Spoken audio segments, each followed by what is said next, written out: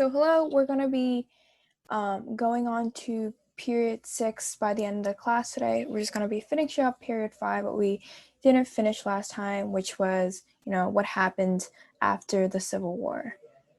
Okay, let me just go to the next slide. So we're just, again, finishing up period 5, post-Civil War.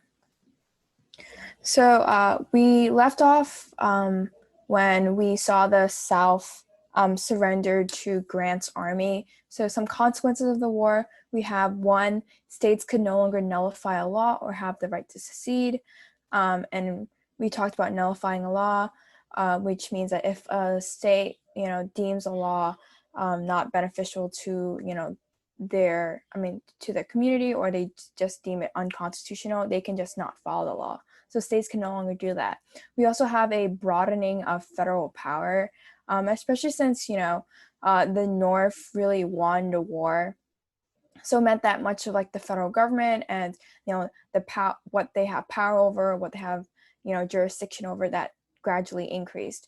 There's also the emancipation of 4 million slaves, many of which ended up migrating to the North to look for, opportunities, or some even stayed in the South. They took part in what is called sharecropping or tenant farming, and some even went to the Midwest and took jobs in mining. And we'll look further into that and how, brutality and violence against certain African Americans still existed. We also have new responsibilities for women. So when their husbands left for war, they learned a lot of things. For example, women in the South learned how to manage plantations, how to manage slaves, how to manage their workers. Women in the North, they took jobs in both government and businesses. Many women also served as nurses during the war. So we see, women increasing their position of power during the war and both after the war. And obviously, when men came back from the war, women, didn't really manage plantations anymore. So we just kind of see this kind of return to their responsibilities before the war. The North also accelerated powerful corporate enterprises and increased partnerships with many states and many businesses. That's why we'll see this, continuation later when we talk about the Gilded Age and like in the Industrial Revolution. So many things that happened in the South. One, there was devastating economic losses and casualties because the war was mainly on, southern homeland or southern land. Much of the homes, crops, railroads, a lot of businesses, a lot of buildings were destroyed. So this destroyed much of, their society and much of their community. It has also ended, the Southern planter and elite. We talked about this, very early on about period 3 and period 4, where the Southern planter elite was, they gained their power. They had their power through, the use of slaves, because obviously they were superior to slaves, and they really could have, met the demand for certain crops through the demands of like slaves and demand of African Americans. Going on to the next slide. These are just 2 pictures of, what I guess the South looked like after the war. The first picture on the top, we have, I believe it's South Carolina, and we really see, this destruction of buildings. The second picture on the bottom, we see, this destruction of not only buildings, but also railroads. We see, people just standing in disarray because a lot has been destroyed. So following the Civil War and, the consequences of the Civil War, we have what is called a period of Reconstruction. So reconstructing the South, because obviously you see all those like destruction. So the first type of Reconstruction we have is from President Abraham Lincoln, who was the president during time of the Civil War, and he served a second term. So after the Civil War, he brought what was called the 10% plan, and it was very generous because only 10% of Confederate states needed to take the oath. He also gave a full pardon to Southerners who pledged loyalty to the Union, and obviously this exempted, Confederate generals because they took a more active role in the Civil War. He also, I guess, enacted or ratified the 13th Amendment, which I think everyone knows what it was. It was the amendment that emancipated emancipated slaves. It made slavery illegal, and it said that people of certain races, shouldn't be, they should, like, people of certain races, everyone like of a certain race should have like each like civil liberties. Obviously, the Fourth and Fifth Amendment goes more into depth on this, but the 13th Amendment is really known for making slavery illegal. Someone asked what oath, I guess, the Confederate States needed to take. So the Confederate States, some of the things that were in the oath, obviously it's pledging loyalty to the Union, following the Constitution, saying that they can't nullify laws, or they no longer have a right to secede. Lincoln also had them ratify the 13th Amendment in their state, so slavery would be illegal and unconstitutional. Lincoln also believed that all freedmen should receive suffrage because of their military contribution. Obviously, this didn't really get, I would say, enacted until, a couple amendments later, but we'll look more into that. So, after Lincoln's, I guess, Reconstruction, because he was assassinated, Vice President Andrew Johnson assumed to be the position of president. So Johnson did things a little bit differently. One, he, again, like Lincoln, offered amnesty to Confederate states who took the oath, but he had states elect delegates to a state convention, and then that convention must repeal all the secession laws, so all the laws they made during time they were part of the Confederacy, and he also had to ratify the 13th Amendment. But I think what Johnson differed really strongly from Lincoln was that he believed that African American suffrage was a distraction and it was like a delay. He believed that the federal government shouldn't be in charge of suffrage for African Americans, and that was a state right, as they had a precedent or had a past of handling with rights of or suffrage rights of African Americans. So he believed that the state should determine that, not the federal government. Obviously, this caused a lot of controversy, especially in Congress, which much of Congress was, much of Congress were, I guess, were radical Republicans, and we can go dive into that a little bit longer later, but that's Andrew Johnson. And this picture on the left is actually a drawing of his impeachment crisis, or I guess of the Congress and his hearing of whether or not Johnson should be impeached. So we can go on. So this is where we talk about the disputes between Johnson and the radical Republicans part of in Congress. So during Johnson's presidency, laws under the Black Codes were passed, and Black Codes were basically Southern legislation that limited civil rights and the liberties of many freedmen and African Americans. So what made Congress really upset was the fact that Johnson did not object this, and he was very lenient towards many of the Southern states. So he just let these laws, very racist laws, be passed against African Americans. And obviously the radical Republicans of Congress didn't like that. They wanted to protect the rights of all African Americans. So they enacted what was the Civil Rights Act of 1866. The Civil Rights Act of 1866 was intended to protect such rights, was intended to give suffrage rights or other rights to many African Americans, that prevented segregation or prevented, that said like everyone was equal.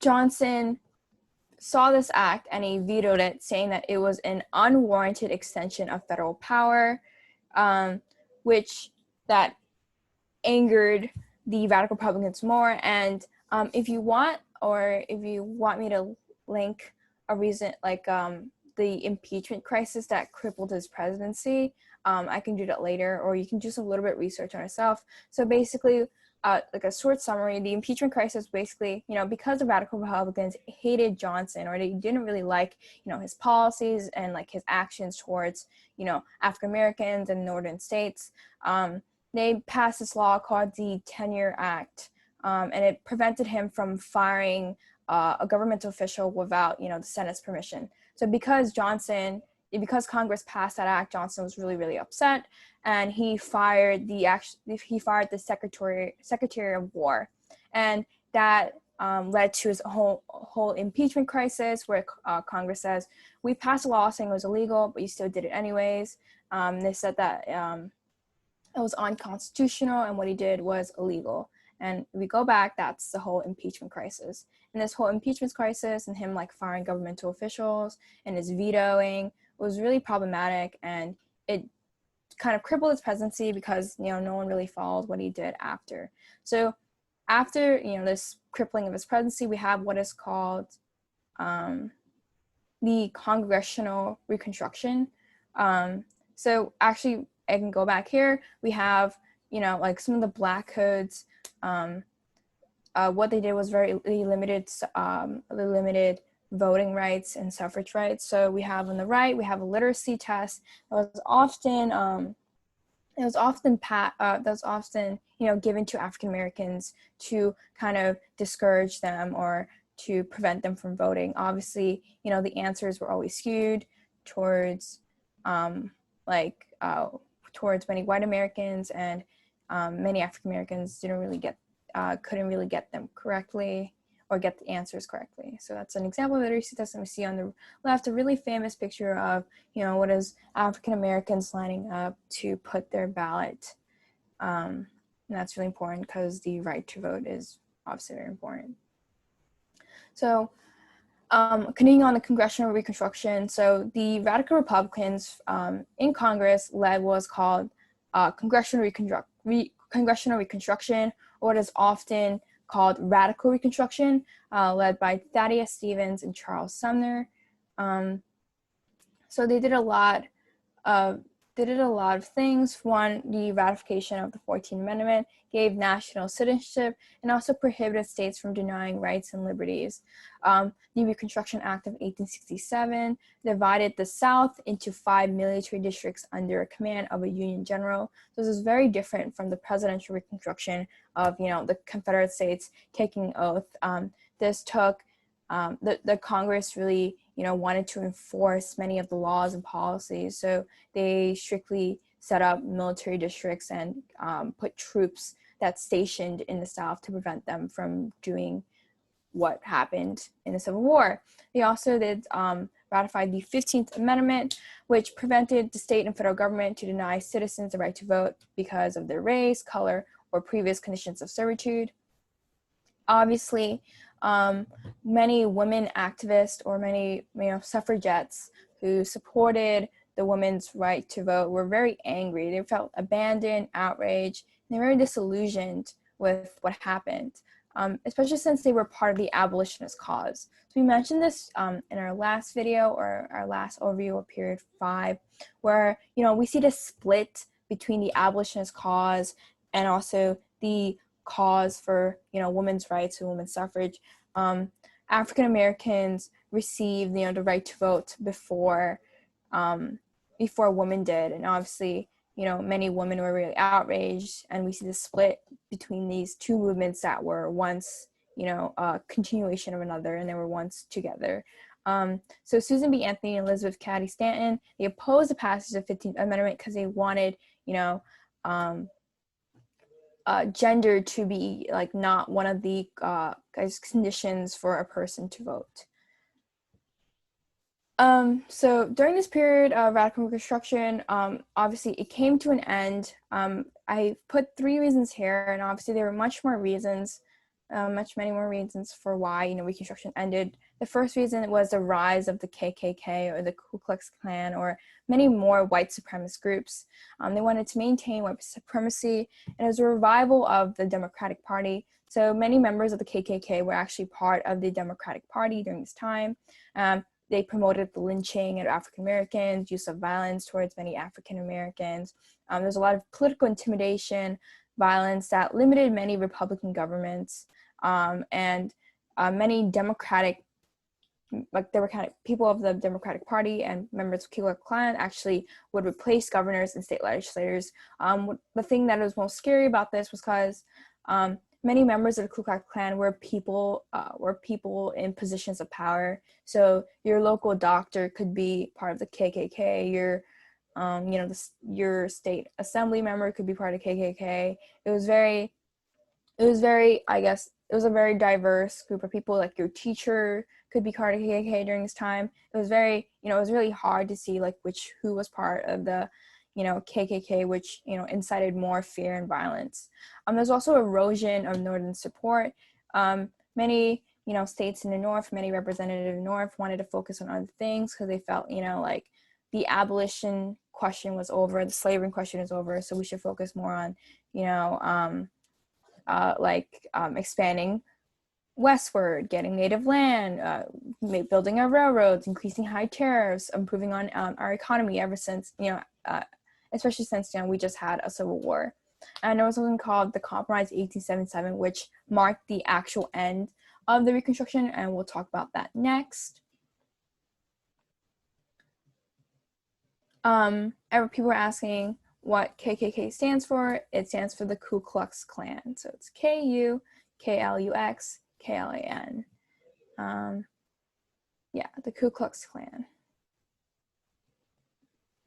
So this is a very famous kind of, I would say, political cartoon by a person named Thomas Nast, and he's very famous for, depicting very many issues of society during this time, especially like between period 5 and period 6, so around 1860 to 1900s. He was very good at like depicting, issues and what's wrong and what improvement is to be made. So obviously in the middle, we see an African American family, celebrating life together, but at the very bottom, we see, violence. We see on your bottom left, we see a white man hitting African Americans. Another one, there's an auction block selling African Americans, and it depicts kind of this idea that like, although, slaves are emancipated, violence against African Americans and discrimination towards African Americans didn't really stop. They actually increased and strengthened, which is very saddening and very disheartening. Okay, now on the next slide, we have what was called the Compromise of 1877, and this marked the actual end of the Reconstruction period. So because of the presidential election of 1876 was between Democrat Samuel Tilden versus Rutherford B. Hayes, who was a Republican, Tilden actually won the popular vote. So Congress created a commission to determine who would receive the electoral votes. So electoral votes determine actually, who becomes president. So the Compromise of 1877 was the Democrats agreed to support Hayes, who was a Republican, if he becomes president and he enacts certain policies. One, the policy to withdraw troops from the South, which he did. 2, appoint one Southerner for cabinet. 3, grant federal funds for the reconstruction of the South. And obviously, these 3 rules or these 3 policies, gave the South back most of its, power that it was that it lost during radical Reconstruction, especially the idea of like withdrawing troops. It gave the South some form of autonomy back, especially for their governments, and especially since the rise of the Ku Klux Klan led to many Democratic representatives in the South as well. So we see this kind of a revival of the Democratic Party in the South. Okay, next. So other things that happened, I guess, after Civil War, the post-Civil War period, and during Reconstruction, we have, the dependence of agriculture is still there. Cotton continued to become an important crop from 1870 to 1900s. But what changed was not the use of slaves or African Americans as free labor, but rather what is called sharecropping and tenant farming. So in exchange for labor, landowners gave tools, food, supplies to many sharecroppers. oftentimes, they were African Americans. Other times they were also white Americans. And the cropper would give them some, part of their crops and what they harvested as payment. And obviously, this was very skewed to the landowner's side because it increased the cycle of debt. The more tools you collected, the more crops you had to harvest. The more crops you had to harvest, the more tools you needed, and there's a cycle of debt where African Americans and other white Americans were stuck, and they couldn't really leave the position. Because of sharecropping and tenant farming, many actually migrated out of the South to the North and look for jobs, and that's a really important thing because we'll see a lot of migrations happening during this time period, or during the time period between period 5 and period 6.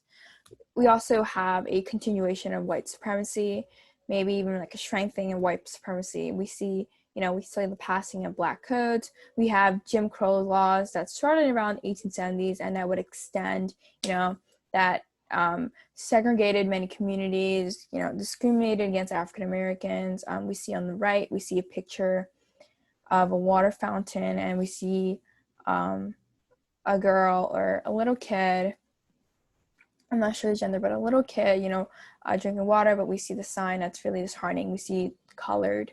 Obviously that represents segregation during this time. We also have the disenfranchisement of black voters. We talked about the literacy test and how many African Americans just didn't want to vote, or they wanted to vote, but they were very discouraged to vote. We see the Civil Rights Act of 1875.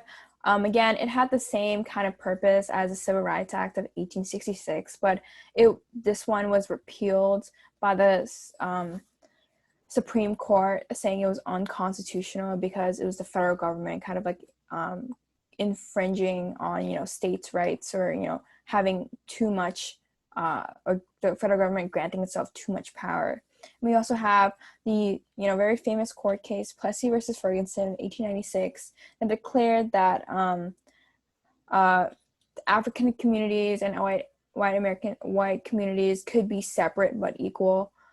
This motivated segregation between many public institutions, between schools, buses, transportation, etc., especially in the South. Obviously, although it was called separate but equal, obviously it was not equal, and this was, it was a very racist kind of Supreme Court ruling that really, really strengthened institutional racism and systemic racism against African Americans. So I guess we'll also talk about two key figures during this time. We talked about how William Garrison and Frederick Douglass were really important people or key figures in the abolitionist movement. While Booker T. Washington and the other person, W.E.B. Du Bois, they were really important in, I guess, this movement of reform against, discrimination against and segregation against African Americans. So Booker T. Washington, this is some of his ideas and what he advocated for. He mentioned that white racism was a consequence of slavery. He advocated for Black economic self-help or self-care. He called upon African Americans to master skills and trade, obtain economic prosperity. He mentioned the accommodation of African Americans to white society. He supported expanded education, vocational education. He was actually a teacher. He actually was part of this big establishment of a school for many Black Americans. He also believed that political rights, or rights to vote or be represented, followed after economic success. So African Americans should focus on getting economic success and having skills so they can master the trade, to then get political rights and then see and accommodate to white society. W.E.B. Du Bois obviously very conflicting views. He mentioned that white racism was the cause of slavery and forced African Americans into a subordinate position. He supported legal action to fight against Jim Crow laws, founded the NAACP, which which would continue to have like legal action or to fight against Jim Crow laws, maybe like fight against the passing of certain laws or repealing of certain court cases. He opposed Washington's policy of gradualism and accommodation. So that was what Booker T. Washington mentioned, that African Americans should first accommodate to the white society or to the white man, and then they will receive gradual emancipation or gradual civil rights. Obviously, W.B. Du Bois said that wasn't okay because we would just be, succumbing to the white man or white American. He mentioned that economic freedom and prosperity only happens right after African Americans obtain their political rights and their civil rights. That's mostly the end of period 5. We're entering period 6, 1865 to 1900, characterized by a lot of different things. Mostly, we're going to talk about economic growth, expansion into the West, and different communities and demographics. So we're going to first talk about the American West. So what is characterized as the Hispanic West, or many Hispanic communities or Latinx communities populated here. As a result of the Mexican War, many who were actually residents of the Western territories became American. And we talked about, the Mexican War and the Guadalupe Treaty, and that ceded many land to America. And we also have what is called the Hispanic elites losing much of their political authority or economic prosperity as a result of many American settlers moving in. They all became a large part of the working class. And because they became a large part of the working class, many Americans saw them as competition, and it increased xenophobic sentiments. There were many discriminatory policies that would be passed, preventing more people from coming to the West, especially people that weren't, American born. Right after this, we also have, Chinese immigration. So as a result of the gold rush, many Chinese people immigrated to the United States, specifically San Francisco and California. Right after the gold rush, many who made their profits decided to go back to China, but others who started their own businesses or stores, they decided to make settlement in San Francisco, California. Others helped with the construction of the Transcontinental Railroad alongside with Irish immigrants and Irish Americans. So it was a very interesting dynamic between many white Americans and many Chinese Americans or Chinese immigrants, because at first, white Americans welcomed the Chinese and liked their work ethic. They liked how they were very hardworking. But the establishment of Chinatowns in San Francisco and how they were seen as competition to the market and to jobs, they were isolated. And that brought a lot of anti-Chinese sentiments and xenophobic sentiments, especially in the American West. So because, many Chinese Americans were isolated, they built Chinatowns. And, many Chinatowns still exist today where it's heavily just the Chinese population, and it's almost kind of, a place where they found their community, and they shared some experiences with people of the same ethnic background. We also have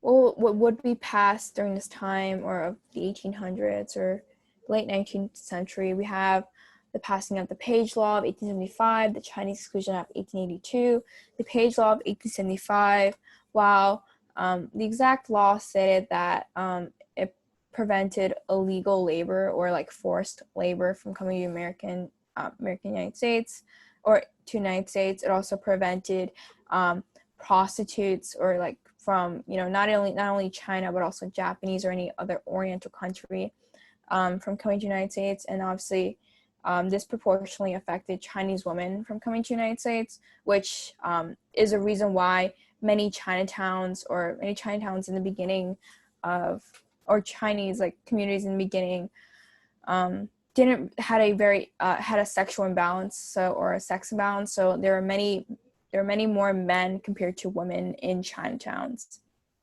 We also have, we talked about the Chinese Exclusion Act of 1882, which prevented Chinese immigrants from coming into the United States. This law or this act would be in place for around 10 years, almost a decade, before finally be repealed or be replaced by another law. We also have what was really important in the American West, where it was where American West, the Transcontinental Railroad. So in 1862, Lincoln signed the Pacific Railroad Act. This started the Transcontinental Railroad between, obviously, the United States. May 19th, 1869, the railroad was actually completed. So if you don't know, the railroad was actually started, it wasn't one continuous railroad. They actually met at a certain point, and the picture depicts a certain point where they met. It's oftentimes you might see like the golden spike of the railroad where they connect. The two lines met in Promontory Summit, Utah. So it was from the West Coast, kind of from the east to Midwest, and they kind of built the railroad to meet each other. Obviously, the Transcontinental Railroad aided in the Industrial Revolution and economic boom, but although they were really good things that happened for many Americans, for example, like better transportation, faster communication, there were negative consequences for many native tribes in the Great Plains. We're going to be talking about that. But alongside the American West, since more settlers starting to move into the American West, we have kind of three specific frontiers of the West. We have one, the miners. We talked about the California gold rush last time. Obviously, there was an influx of, not only Americans, but also immigrants that came in. We have another frontier with the Cowboys frontier. So Southwest Texas supported a lot of cattle, a lot of herds. So many cowboys had the job where they, drove the herds to Kansas. That was the most popular along the Chisholm Trail. That was their job. They just herded animals and they walked animals through land so they could sell them at markets. So in 1870s, this was really popular. This really hit its popularity where around 40,000 cowboys roamed the West with their herds to, sell at the market. But in 1880s, around that time, they lost the profit as beef prices fell, and also the fact that harsh winters in the Midwest led to a loss of many herds and animals, and obviously that led to a loss of profit. Someone asked the golden spike, what was it? The golden spike, as mentioned before, it's kind of this expression, or it's the spike that connected the two railroads. If you want, you can search up pictures of, or like put up cartoons where, we have two groups of people actually holding hammer and then putting down the last nail in the railroad that connected two kind of railroads together. We also have the farmer frontier, which was greatly supported by the Homestead Act of 1862, where it granted Americans land or settlers land if they moved out west. And the completion of railroads also greatly contributed to the farmer frontier. The population increased for many farmers, especially for many African American farmers. So around this time, there were around 500,000, maybe even more, African Americans that moved out west to become farmers. We have, although, there were a lot of farmers, there were a lot of challenges, especially with farming due, to the climate of the Great Plains. We mentioned the harsh winters, the dry soil, the dry, I guess, land. So it was just really hard to actually become a farmer, but because of the Homestead Act and because, of the encouragement to settle out west, it was a lot. Someone asked, why is it called the golden spike if it's nail? The spike looks like a nail, I guess. That's how you explain it. I guess you should do more research. I guess if you want, I can post pictures of the imagery of the golden spike. So we talked about how the Transcontinental Railroad negatively, affected many native tribes and native land. So especially, we have, alongside the construction of the railroad, we have the spread of diseases, we have the slaughter of buffalo. And obviously, we talked about how buffalo was an important, resource for many Native Americans, not only as food, but trading, clothing, and other materials. So in 1851, there was something called the Fort Laramie Treaty, where it said, Native Americans get a set piece of land in this area that's just provided for them. But during this time, that treaty was not followed, and Native Americans were actually moved to reservations. And that land was used for, economic purposes, or purposes where to build the railroad or other things, to set up businesses, and some of them was actually sold. So obviously many people were enraged, and there's obviously like a much more bigger history of this. But in June 25th, 1876, we have, the most famous battle.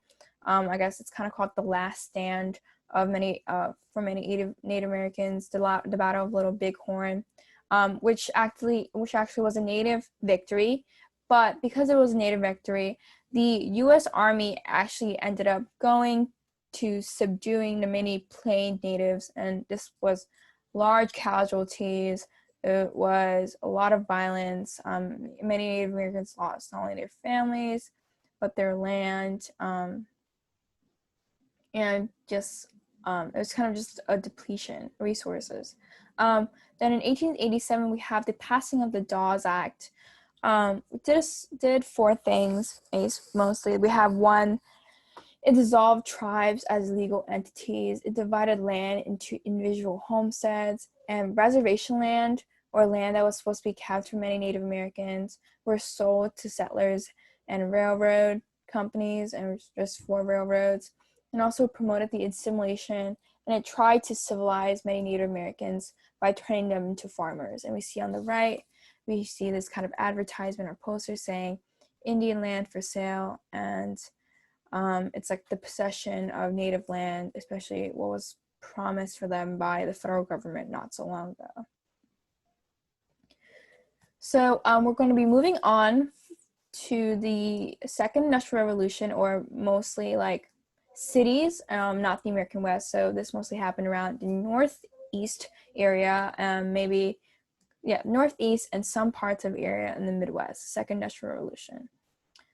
So many causes for the Second Industrial Revolution. We have one, the market revolution we talked about in period 4, where obviously there's these changes in transportation, communication, agriculture, and that also led to increasing technology uses. We also have what is the effects of the Industrial Revolution. So in effects, we have new inventions. We have what is called the typewriter, the cash machine. We have what is the golden age of railroads. And obviously, we mentioned railroads a ton of times during this lesson. So railroads are really important during this time. We also have labor being inexpensive and plentiful, increased mining of natural resources, increased government support through a laissez-faire policy. Laissez-faire policy that the government did was basically they didn't really try to intervene in many economic enterprises and companies. They just like the phrase is like they just let private companies kind of like do whatever they want, as long as it benefited the economy, and they were just it's called like a hands-off kind of policy. So it didn't really intervene in much of things that but what they did do was they passed high protective tariffs that protected American industry. So that was really important. That was really important. Okay, so next, kind of two key figures as a result of the Industrial Revolution are Andrew Carnegie and John D Rockefeller. So when we first talk about Andrew Carnegie, he's very known for what is called vertical integration, where he owned stages of production. He made his company or off of what is called Carnegie Steel, and basically he just made steel and he sold it to many companies. This was especially important since we mentioned how this is golden age of railroads. So a lot of railroads, a lot of other inventions, or a lot of other materials or supplies, they needed steel. He also wrote an essay in 1889 called "The Gospel of Wealth," where it said people who were in a wealthier position, or people who had wealth, should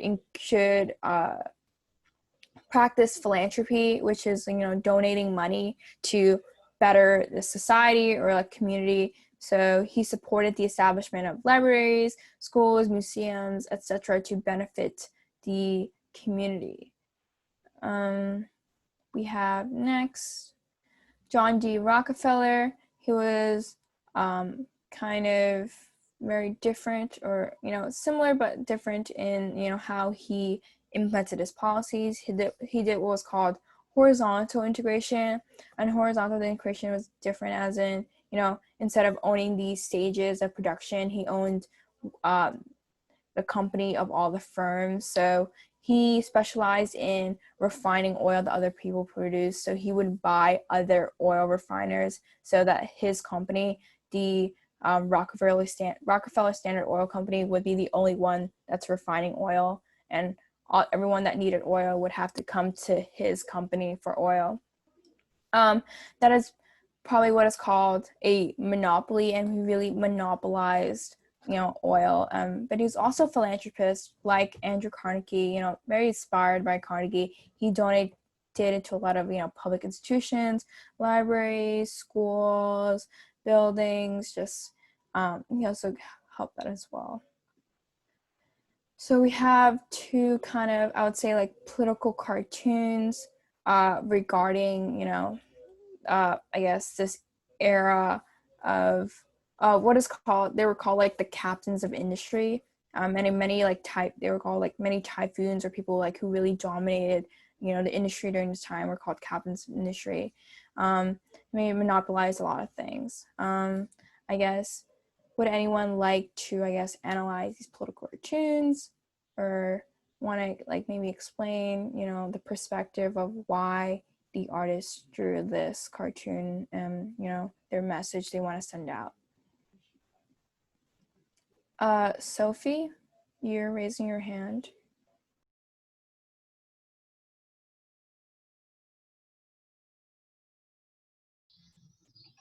I think it's like in these pictures it shows like Rockefeller. In the first picture it says like Rockefeller, like his name is on his like neck thingy, his collar, and he's like taking the White House, I believe, and then like trying to get the money out of it.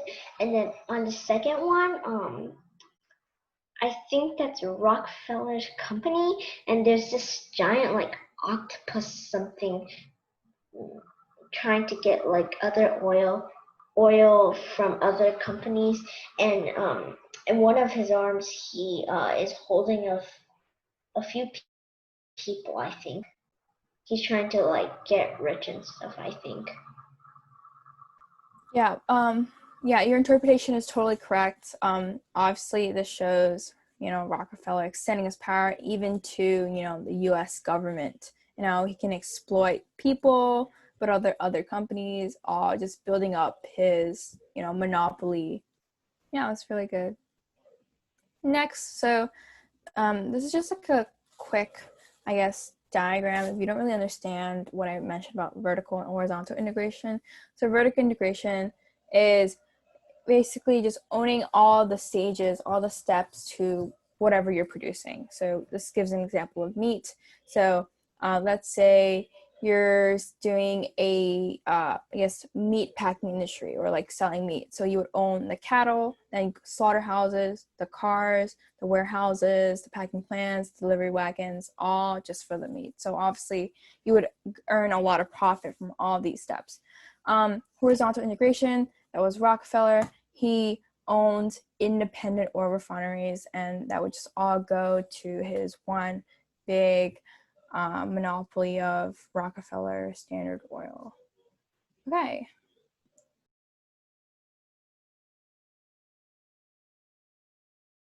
So this era of, that was dominated by these typhoons or captains of industry is often called the Gilded Age. It's actually a term that I guess first used by Mark Twain. The Gilded Age, well, what the term means that the Gilded Age is like something that is gilded is something that is like painted in gold, or something that like looks like it's really shiny, really expensive, really gold. But actually, if you look deeper, there's actually a lot of impurities, and there's a lot of other stuff going on. So the Gilded Age during this time, you explain it like it looks like there's a lot of economic success. We have the second industrial revolution is really good, expansion of railroads, the golden age of railroads. We also, beneath that, we have a lot of exploitation, a lot of workers, or a lot of these captains of industry, or like these typhoons, buying all these companies and monopolizing all these companies that I guess private or much smaller owners couldn't really make a profit. They also, some of them also extended their reach to like the U.S. government, as these two political cartoons show, and as the ones we showed before. So we're also going to be talking about labor unions and like the idea of labor during this time. I guess there were many harsh conditions for many workers during time, because workers earned meager wages, very low, under harsh conditions. They were often unsanitary, and they were often very long hours for very small wages. We have the establishment of 3 labor unions that were really important during some time. We have what is called the Knights of Labor. They wanted to unify all men and women in the labor union. The American Federation of Labor, which was an alliance of skilled laborers led by Samuel Gompers. What is different between the AFL, American Federation of Labor, and the Knights of Labor is that the AFL only focused on skilled laborers, while the Knights of Labor said both skilled and unskilled laborers. We also have the industrial workers of the world, and they advocated something that's pretty radical during this time. They said a socialist economic system where the government owns like the basic industries and materials, and then that the government would then provide for certain people or certain laborers. This wasn't really that popular. Didn't amass a lot of like following or people who joined their labor union. We also have during this time that's like continues on to this theme of the Gilded Age. We have a lot of strikes that happened. So 3 strikes that are really important, I think it was like really representative of this time, was one, the Great Railroad Strike of 1877. So the Panic of 1873 led to a decline in wages, and then workers went on strike. We have the Homestead Strike of 1892, which have the owners of the company or owners of the place replaced workers with new high-end technology, and obviously this caused a reduction of wages, and it brought a lot of anger. So the owner, who was really scared and he felt threatened, he closed the steel plant because he thought that strikes would happen, and he hired what is called around 300 Pinkerton detectives to see who which workers wanted to go on strike, or which workers spread the word around. Obviously this led to a lot of violence, because it became kind of this conflict between the Pinkerton detectives versus the strikers. There were a lot of people killed, a lot of violence, and the National Guard had to be called. So the National Guard, I believe, of Pennsylvania had to be called. We also have the Pullman Strike of 1994.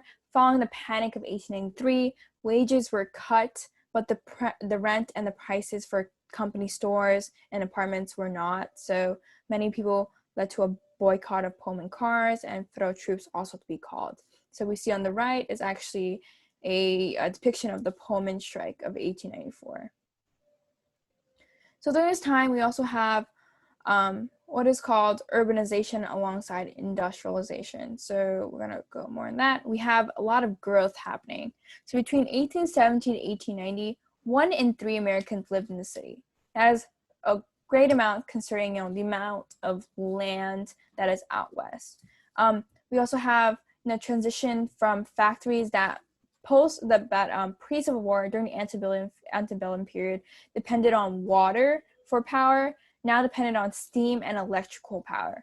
So this brought a lot of meat packing industries in Chicago, flour mills in Minneapolis, and other industries as well. We also have the development of skyscrapers and electrical elevators. So we see this growth vertically, actually, in the amount of buildings, the use of steel for buildings. We also see electric streetcars and easier commute to the city. On your right, we see an electric streetcar. They're what you call a trolley today, or I think it's like a tram, but this was really revolutionary because that meant that you can go to the city to for entertainment or in your free time after work. We also have changes in immigration during this urbanization period. While what we once had, a lot of immigrants coming from North and West Europe, we now have a lot of immigrants coming from South and East Europe, mainly from Italy, Poland, and Greece.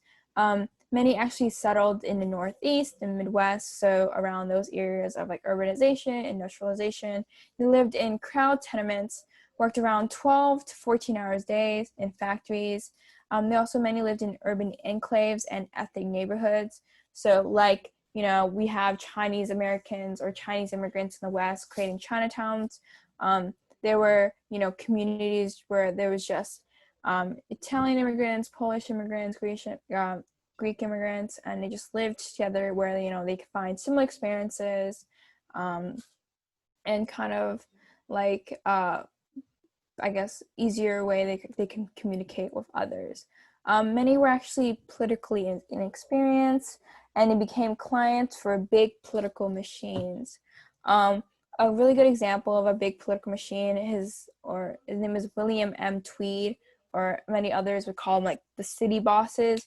They provided many poor immigrants with houses, services, food in exchange for their votes. So they would so the immigrants would then vote for them in the upcoming, election for the city or whatever community. And obviously this led to a lot of political corruption and illegal schemes. This is also another reason why it's called the Gilded Age, because, where many people used, immigrants for, a vote, and actually a lot of money would be embezzled or just be a lot of political corruption in the city. So there's a picture of William M. Tweed, another political cartoon showcasing the idea of bribery, corruption, right under the nose of many Americans in New York City. And you see he's wearing a suit, but it looks like a prison outfit. Obviously, this person says he thinks he'll go to jail. That's the end of, I guess, most of the lesson from period 5 and period 6. And last two, I have these, two political cartoons revolving around both period 5 and period 6. And if anyone wants to interpret them, you're free to do so.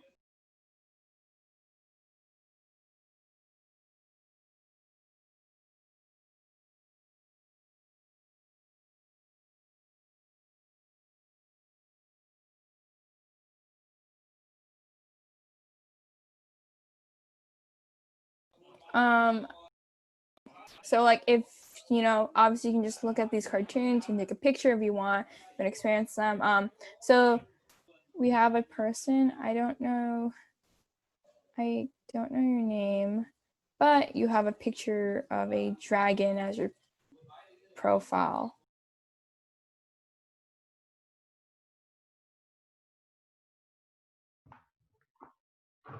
What is this?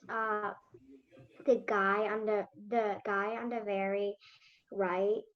Who's that person? The very right. Yeah. So this represents right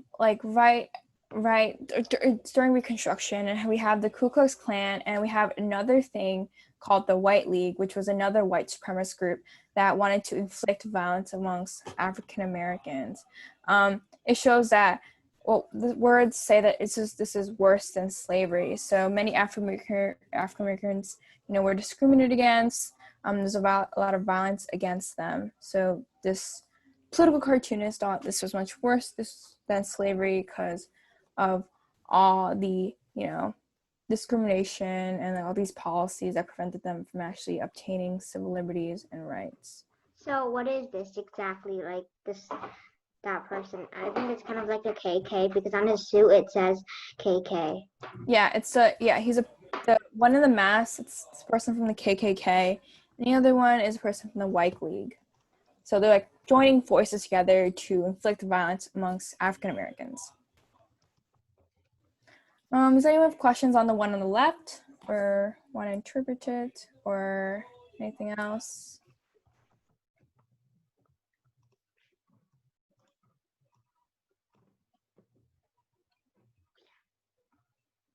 Sophie, you have your hand up, but I'm not sure if it's from the last question. For the first picture, which is on the left, I think it's like someone I think it's like a rich person, and then he's like squishing the person, and the person's trying to get money. It says employee, and then the person with the money says poor man. Yeah, that's right. So Pullman obviously refers to like the Pullman strike. And then on the thingy, like the crusher, it says low wages, high rent, capitalism, monopoly, wage slavery, and I can't say the other one. I think it says plutocracy. Yeah, so it all just means just like, exploiting the worker or the employee. Someone asked, Jing Kang, you have a question? Or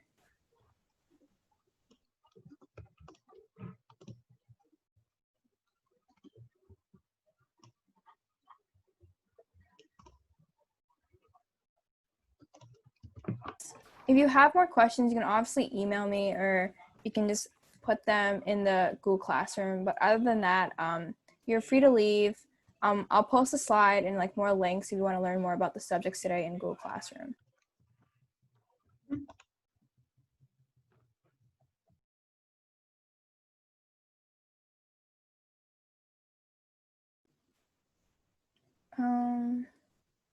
Jing Kang, can you type it in the chat and I can answer your question?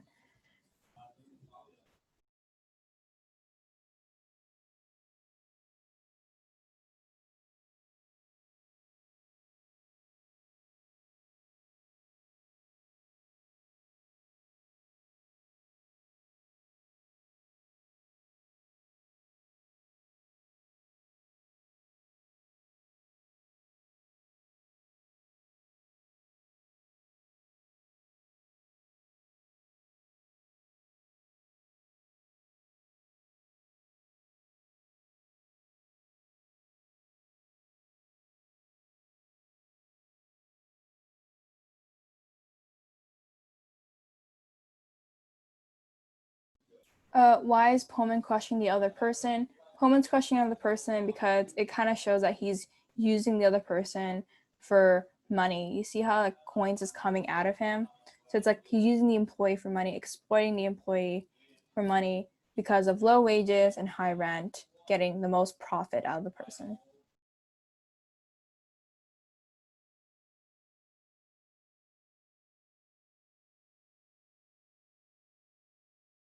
Yeah, so like, how like you churn butter or like whatever, like you're trying to get the most out, right?